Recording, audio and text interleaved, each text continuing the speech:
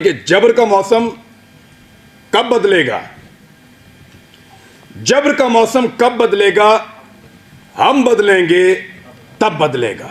पाकिस्तान के अंदर एस्टेब्लिशमेंट को इस बात का शक अभी बाकी है कि यहां पे गद्दार भी हैं और बागी भी हैं। आप हमारे लिए हमारे मुल्क की जमीन को तंग कर दें तो आप मुहिब्बे वतन हैं, और हम अपनी जमीन पे आजादी से रहने का हक मांगें तो हम गद्दार हैं, हम बागी हैं। आप खुदा ना खास्ता कभी हार भी जाएं तो आप मुहिब्बे वतन हैं, और हम आपसे पूछें कि हुजूरे वाला ये क्या हुआ था तो हम गद्दार हैं, हम बागी हैं। आप किसी एक तजर्बे में नाकाम हो जाएं तो आप मुहिब्बे वतन हैं, और हम सिर्फ नाकामी की निशानदेही कर दें तो हम गद्दार हैं, हम बागी हैं।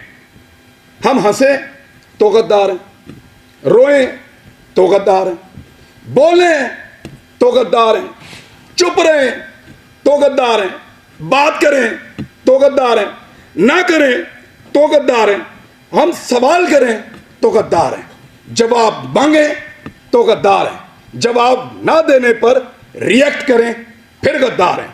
क्योंकि हम पैदा हुए हैं हुजूर गद्दारी के लिए। हमारे गलों में ना तख्तियां डालो और हमें चक्कर लगवाओ पाकिस्तान के गद्दार लिखकर, हमारे माथों पे लिखो गद्दार, इधर यहां लिखो, या गोली मार दो, हमारे लिए वो ज्यादा आसान होगा। तकलीफ होती है। बिस्मिल्लाहिर्रहमानिर्रहीम, अस्सलाम वालेकुम। ये रिपोर्ट मेरे पास है और मैं मुबारकबाद पेश करता हूँ अवेयरनेस फाउंडेशन वालों को, जिन लोगों ने इसमें काम किया उन सबको। मैंने रिपोर्ट को अभी पढ़ा है और मैंने थोड़े दिन पहले भी इसको देखा था। मुझे इसकी एक कॉपी, मुझे ये सहूलत मैसर आई कि पहले मिल गई थी। मैंने इसको पहले भी पढ़ा था और ज़बरदस्त काम हुआ अल्हम्दुलिल्लाह, और ये काम जारी रहना चाहिए। मैं एक चीज़ की उम्मीद करता हूँ और दुआ भी करते हैं भट्ट साहब कि अगले साल ये जो लिस्ट है सहाफ़ियों वाली, ये छोटी होगी और हम यहाँ पे ज़्यादा लोग बैठे होंगे।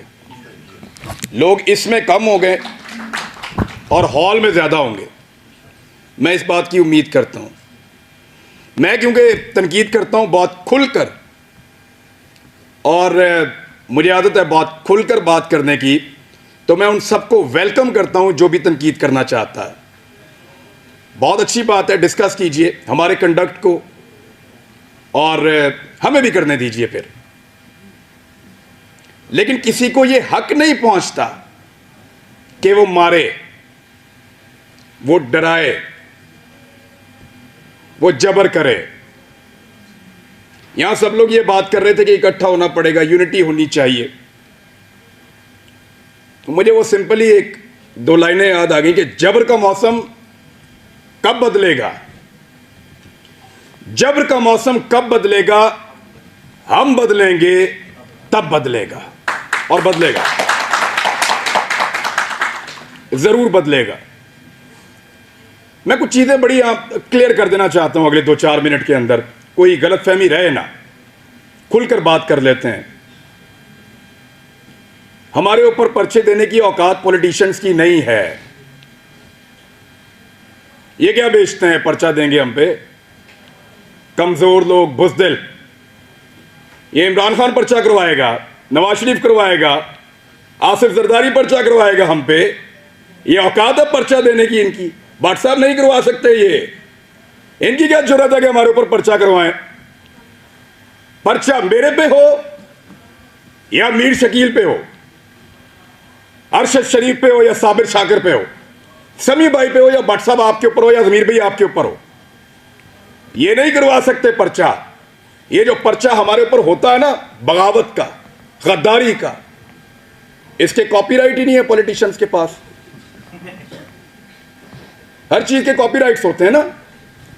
ये जो रियासत से बगावत का और गद्दारी का मुकदमा है, इसके कॉपीराइट इन सियासतदानों के पास नहीं है, वो इनके अब्बा जी के पास हैं, पाकिस्तान की एस्टेब्लिशमेंट के पास हैं कॉपीराइट्स। गद्दारी का पर्चा, बगावत का पर्चा, वो हम पे करवाएंगे। दुनिया के किसी मुल्क में ये पर्चे नहीं हो रहे, क्योंकि सब मुल्कों को इस बात का यकीन है कि उस मुल्क में रहने वाले शहरी उस मुल्क के वफादार हैं। सिर्फ पाकिस्तान के अंदर एस्टेब्लिशमेंट को इस बात का शक अभी बाकी है कि यहां पे गद्दार भी हैं और बागी भी हैं। क्यों शक करते हो? क्या मसला है आपका? ये कहना चाहिए, वो नहीं कहना चाहिए, सवाल ही तो पूछते हैं। हम करते क्या है? यानी अजीबो गरीब किस्म के स्टैंडर्ड्स पाकिस्तान में बनाए हुए हैं। मैं कुछ चीजें आपके सामने रख देता हूं। पाकिस्तान की एस्टेब्लिशमेंट से खुली खुली मैं सामने बात कर देता हूं।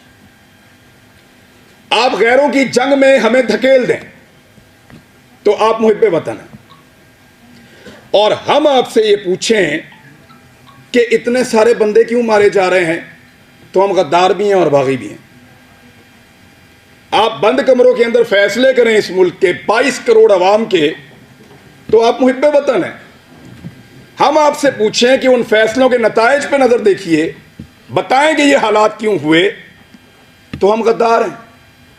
आप पाकिस्तान में बार बार रजीम चेंज ऑपरेशंस करें, मुंतखब हुकूमतों को गिराएं, तो आप मुहिब्बे वतन हैं। हम आपसे पूछें कि ये क्यों किया, तो हम गद्दार भी हैं और हम बागी भी हैं। आप वजीर आजमों के इंटरव्यूज करें और फैसला करें कि इसको बनाना है और इसको नहीं बनाना, तो आप मुहिब्बे वतन हैं। और हम जब ये कहें कि जनाब अवाम का फैसला होना चाहिए, ये 22 करोड़ लोग हैं, कीड़े मकोड़े नहीं हैं, तो हम गद्दार भी हैं और हम बागी भी हैं। यानी आप बगावतों के और गद्दारियों के मुकदमे दर्ज करवाएं जो पूरी दुनिया में नहीं हो रहे, और जब हम आपको ये कहें कि क्या हम बागी हैं, तो उस पर भी हम बागी हैं, उस पर भी हम गद्दार हैं। यानी अजीबो गरीब किस्म का क्राइटेरिया बनाया हुआ है। आप हमारे लिए, हमारे मुल्क की जमीन को तंग कर दें, तो आप मुहिब्बे वतन हैं, और हम अपनी जमीन पे आज़ादी से रहने का हक मांगें, तो हम गद्दार हैं, हम बागी हैं। आप खुदा ना खास्ता कभी हार भी जाएं, तो आप मुहिब्बे वतन हैं। और हम आपसे पूछें कि हुजूरे वाला ये क्या हुआ था, तो हम गद्दार हैं, हम बागी हैं। आप किसी एक तजर्बे में नाकाम हो जाएं, तो आप मुहिब्बे वतन हैं, और हम सिर्फ नाकामी की निशानदेही कर दें, तो हम गद्दार हैं, हम बागी हैं। हम हंसें तो गद्दार हैं, रोएं तो गद्दार हैं, बोलें तो गद्दार हैं, चुप रहें तो गद्दार हैं, बात करें तो गद्दार हैं, ना करें तो गद्दार हैं, हम सवाल करें तो गद्दार हैं, जवाब मांगें तो गद्दार हैं, जवाब ना देने पर रिएक्ट करें फिर गद्दार हैं। क्योंकि हम पैदा हुए हैं हुजूर गद्दारी के लिए। हमारे गलों में ना तख्तियां डालो और हमें चक्कर लगवाओ पाकिस्तान के गद्दार लिखकर, हमारे माथों पे लिखो गद्दार, इधर यहां लिखो, या गोली मार दो, हमारे लिए वो ज्यादा आसान होगा। तकलीफ होती है। अरशद शरीफ ने किसके लिए आवाज नहीं उठाई थी? आप सारे गवाह हैं। जिसको मार पड़ी वो उसका शदीद तरीन मुखालिफ होने के बावजूद कहता रहा कि गलत मारा, तो तकलीफ होती है ना। भट्ट साहब नाकामी थी हमारी, उसका हम पे एतबार खत्म हो गया। भट्ट साहब, उसको पता चल गया अब उसका बोझ नहीं उठा सकते, वो इसलिए मुल्क छोड़ के गया था। उन्हें पता लग गया ताड़े तो गल उत्ते होना, हम पे उसका एतबार खत्म हो गया था। तकलीफ होती है, चुप करके निकल लिया। इन्होंने मजाक उड़ाया उसकी तस्वीर दिखा दिखा कर,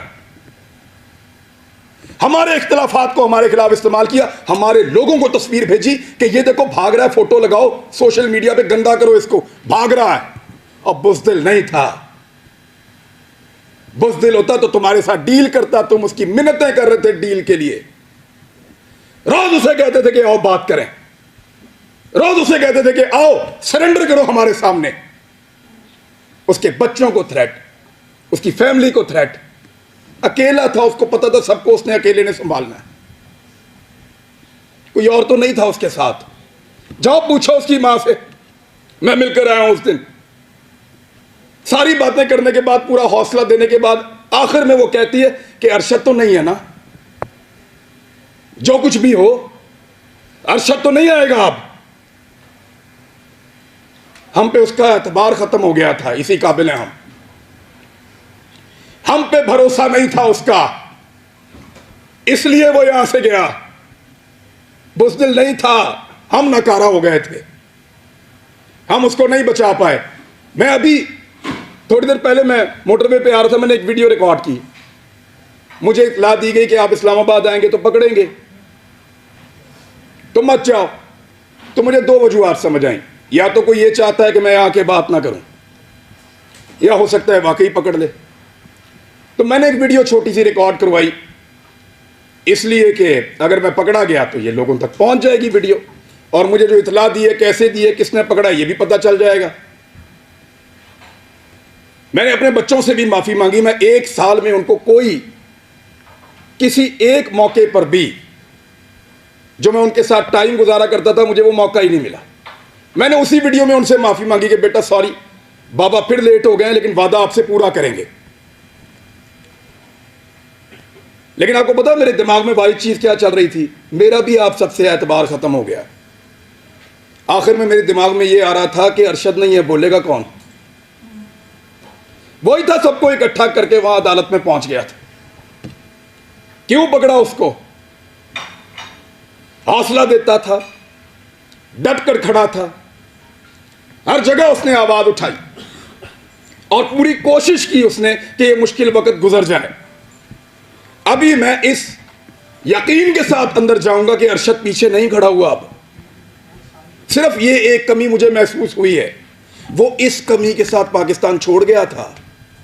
वो तकलीफ मैंने आज पहली मर्तबा महसूस की है कि जब वो ये मुल्क छोड़कर जा रहा था तो वो कितना बेबस था, और उसका हमने मजाक उड़ाया कि फलां फ्लाइट से निकल गया, इस तरह निकल गया, इस तरह भाग लिया। उसने मुझे फोन पे बताया, इमरान तुझे पता है मैं कैमरे में जानबूझकर मुस्कुरा रहा था, वो इसलिए कि मुझे पता था ये मेरा मजाक उड़ाएंगे। मजाक उड़ाते हो यार, पहले जमीन तंग करते हो, फिर कोई यहां से चला जाए तो उसका मजाक उड़ाते हो। क्या बंदूक लेकर तुम्हारे गले पड़ जाए? वो भाई बोलने का काम है उसका, साफी है वो अपनी साफत से टक्कर दे रहा था, देता रहेगा, शहीद है, तुम्हारे लिए निशाने इबरत बनेगा वो। मैंने पहले कहा था, आज फिर कह रहा हूं कि तुम्हें सिर्फ मारना आता है, हमें और बहुत कुछ आता है, और वो हम इंशाल्लाह करके दिखाएंगे। सिर्फ हमें मारना नहीं आता।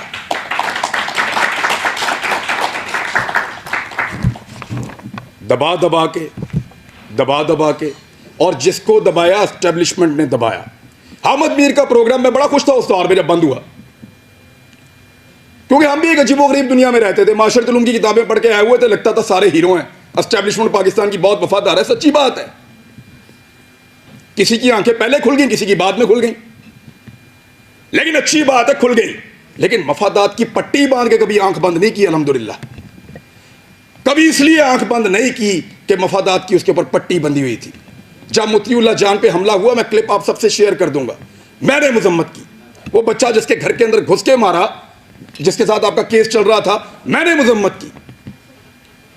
जब अफसार आलम पे गोली चली तब मजम्मत की, सब रिकॉर्ड के ऊपर मौजूद है। हामिद मीर के ऊपर गोली चली, मजम्मत की।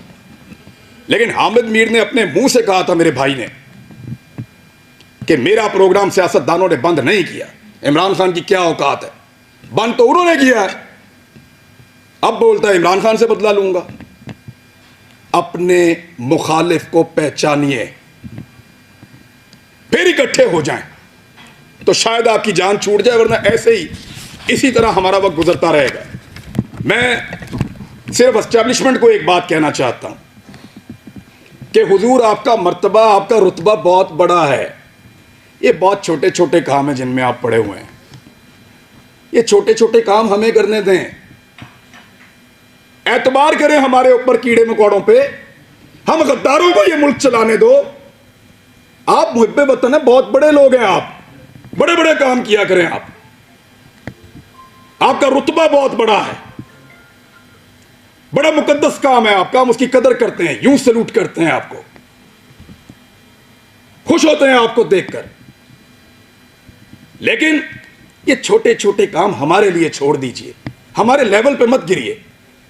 आप बीच में से निकल जाए ना, तो इन सब माफिया को हम संभाल लेंगे, मीडिया वाले। बस आपके खिलाफ बोलने को जरूरत की बात नहीं है, दिल नहीं करता, खुदा की कसम दिल नहीं करता, खुदा की कसम दिल नहीं करता। डरते वरते नहीं है, पता है आपको, बुज़दिल नहीं है हम। क्या करोगे, गोली मार दोगे, मार दो। डरते नहीं है तुमसे, तुमसे प्यार करते हैं, तुम्हारी कदर करते हैं। डरो उस दिन से जिस दिन हमारे अंदर से यह जज्बा खत्म हो जाएगा।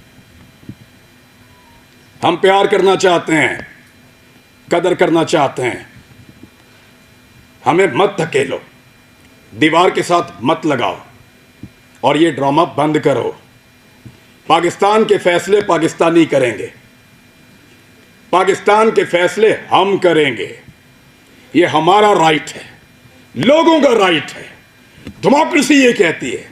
ये बंद कमरों के अंदर ड्रामे बंद करो। पाकिस्तान को तजुर्बा, मैं बचपन से पढ़ रहा था, लिखा हुआ था इस्लाम के लिए तजुर्बागाह बनाएंगे पाकिस्तान को।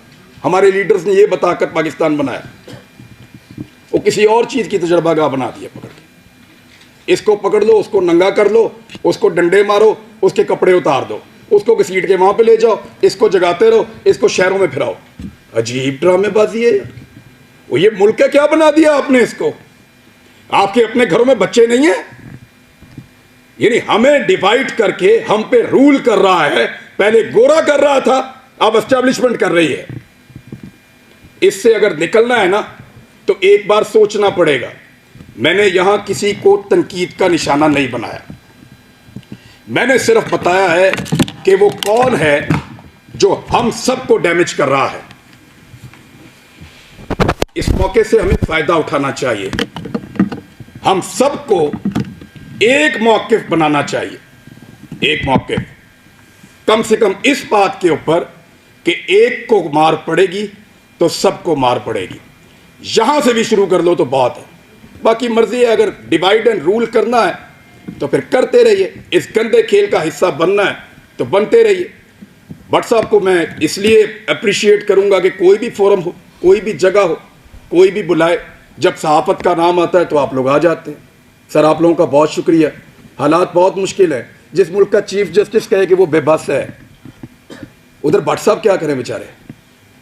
लेकिन ये वक्त भी गुजर जाएगा, यूनिटी आएगी इंशाल्लाह, इकट्ठे होंगे। और हम नहीं चाहते कि हम अपनी एस्टेब्लिशमेंट का मुकाबला करें। इबाद आ जाओ। अब तक के लिए इतना ही, थैंक यू।